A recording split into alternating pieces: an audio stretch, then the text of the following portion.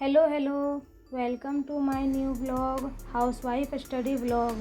कैसे हैं आप सभी? आई होप कि आप सभी बहुत ही अच्छे होंगे, स्वस्थ होंगे और मस्त होंगे एंड सभी अपनी अपनी लाइफ में पॉजिटिविटी के साथ आगे बढ़ रहे होंगे। आप लोगों की दुआओं से मैं भी ठीक हूँ। आज मैं थोड़ा लेट से उठी थी, 5 बज गए थे करीब, और बेटी कल जल्दी सोई थी तो सुबह जल्दी उठ गई और फिर मेरे साथ ही बैठ गई।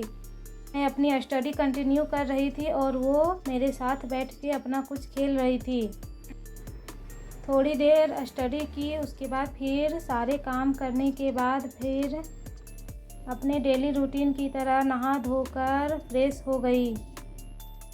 तो फ्रेंड्स, आज का मोटिवेशनल कोट है, मैदान में अकेले डटे रहने का साहस रखो, फिर चाहे पूरी दुनिया आपके खिलाफ क्यों ना हो। तो इसका मतलब है कि हमें अपने लक्ष्य की प्राप्ति के लिए खुद में हिम्मत रखनी चाहिए। हमें दूसरों पर डिपेंडेंट नहीं होना चाहिए। जब सपने खुद के हैं तो उसे पूरे करने का हौसला भी खुद का होना चाहिए। अगर हम घर के सारी जिम्मेदारी और आस पड़ोस की बातों को लेकर रहेंगे तो फिर हो गई पढ़ाई और मिल गई सक्सेस। इसलिए अकेले ही सब कुछ करना और सहना सीखो। थोड़ी देर मैं स्टडी की, उसके बाद फिर बेटी तंग करने लगी, तो फिर मैं सोची कि अब इस तरह में तो पढ़ाई होगी ही नहीं। इसलिए फिर उठ के सारे काम करके नहा धोकर आ गई और फिर बेटी को स्कूल भेजने के लिए रेडी करने लगी। आज बेटी कुछ दिनों के बाद स्कूल जा रही थी, क्योंकि कुछ दिनों से इसकी तबीयत ठीक नहीं थी, तो फिर मैं इसे स्कूल नहीं भेज रही थी। उसे भेजकर फिर मैं किचन चली गई और फिर फ्रूट्स खाकर अपने नाश्ते की तैयारी करने लगी। आज सिंपल सा नाश्ता, रोटी और भुजिया बना था। तो फ्रेंड्स, आज हमारा टारगेट 3rd है और डे 3 भी। आज मैं INM और ज्योग्राफी को रीड की, जिसका पेज नंबर 3 में लर्न की। पेज भले 3 है लेकिन पेज नंबर 4 दिया हुआ है, क्योंकि पेज नंबर 1 में कुछ भी नहीं था, बस उसमें बड़ा सा भूगोल लिखा हुआ है, इसलिए चौथा। तो आज से हम पेज नंबर 3 को पेज 4 ही काउंट करेंगे, क्योंकि इस तरह थोड़ा गड़बड़ लगता है। इस तरह पेज नंबर 4 में पेज नंबर 4 ही बोलेंगे, भले ही वो तीसरा पेज ही क्यों ना हो। दिन में तो GS के लिए INM और ज्योग्राफी को कर लेती हूँ और फिर अपना साइंस का नोट्स भी रिवाइज कर लेती हूँ, बट मैथ्स के लिए रात का ही टाइम सूटेबल होता है मेरे लिए। इसलिए दिन में मैं मैथ्स नहीं बना पाती, उसे रात में ही स्टडी करती हूँ। और AEDO का फॉर्म फिल नहीं किया है, फिर रीजनिंग भी स्टार्ट करना है। जल्दी जल्दी नाश्ता बना के फिर मैं अपने फर्स्ट स्टडी स्लॉट के लिए बैठ गई थी। आज ज्योग्राफी के पेज में सारे महत्वपूर्ण चैनल दिए हुए थे, जिसमें किस चैनल से कौन सा जगह जुड़ा हुआ है, यही सब था। इसे मैं अच्छे से लर्न कर ली। बाकी किस देश से कितना राज्य या केंद्र शासित प्रदेश जुड़ा हुआ है, ये सब भी दिया हुआ था। इसमें अफ़गानिस्तान से मात्र एक केंद्र शासित प्रदेश लद्दाख ही जुड़ा हुआ है, और सबसे ज़्यादा 4 देशों से हमारे 5 राज्य और केंद्र शासित प्रदेश जुड़े हुए हैं। इसमें बांग्लादेश, चीन, पाकिस्तान, नेपाल, म्यांमार, भूटान, अफ़गानिस्तान, ये 7 देश हमारे पड़ोसी देश हैं। तो फर्स्ट स्टडी स्लॉट में साइंस को ही रिवीजन कर रही थी, क्योंकि बाद में फिर टाइम नहीं मिलता है, इसलिए पहले अपने साइंस के 80 मार्क्स नोट्स को ही रिवाइज करती हूँ। उसके बाद फिर 40 मार्क्स के लिए INM और ज्योग्राफी को देखती हूँ, और रहा मैथ का तो वो रात में देख लेती हूँ। बाकी मेरी 6, 7, 8 की NCERT तो कंप्लीट हो चुकी थी, बट उसे रिवीजन जब एग्ज़ाम का टाइम आएगा तो कर लूँगी। रहा बात 9 और 10 NCERT साइंस का, तो फिर उसे अभी कंप्लीट नहीं कर पाई हूँ।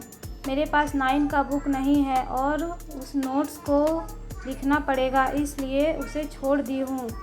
बाकी 10 का बुक रीड करने के लिए टाइम थोड़ा कम हो रहा है, इसलिए जब भी बीच में टाइम मिलेगा उसे एक बार ज़रूर कंप्लीट करने की कोशिश करूँगी।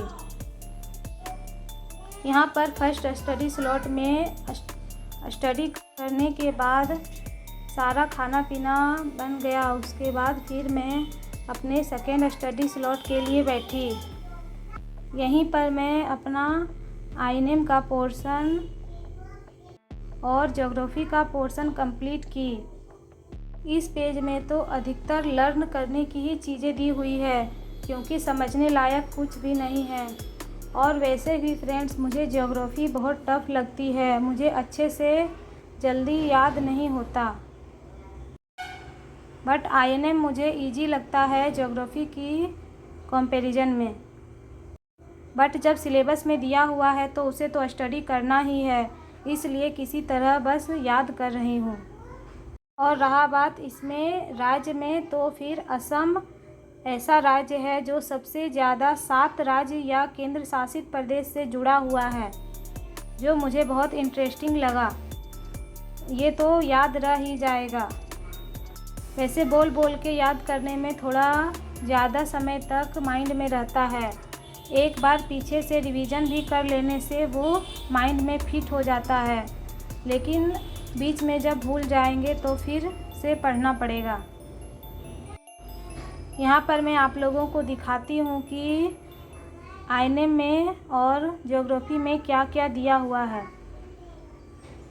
ऐसे पढ़ने से तो पता नहीं चलता है कि क्या इम्पोर्टेंट है और क्या नहीं।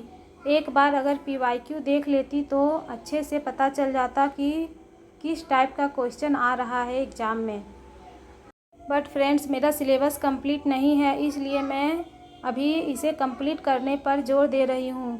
एक बार जब सिलेबस कंप्लीट हो जाएगा तो फिर पीवाईक्यू भी देख लूँगी।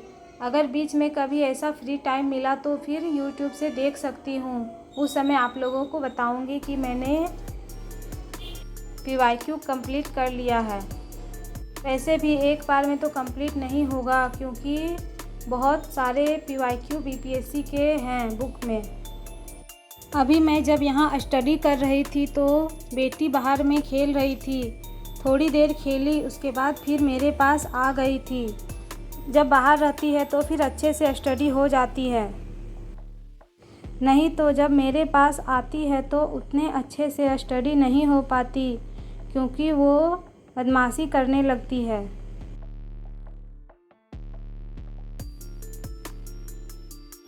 तो फ्रेंड्स, मैं आप लोगों से एक बात कहना चाहती हूँ।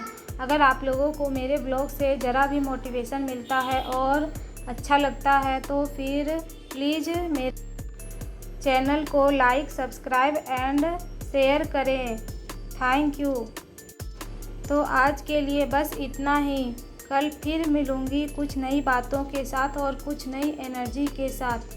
तब तक के लिए अपना ख्याल रखें और टेक केयर। बाय।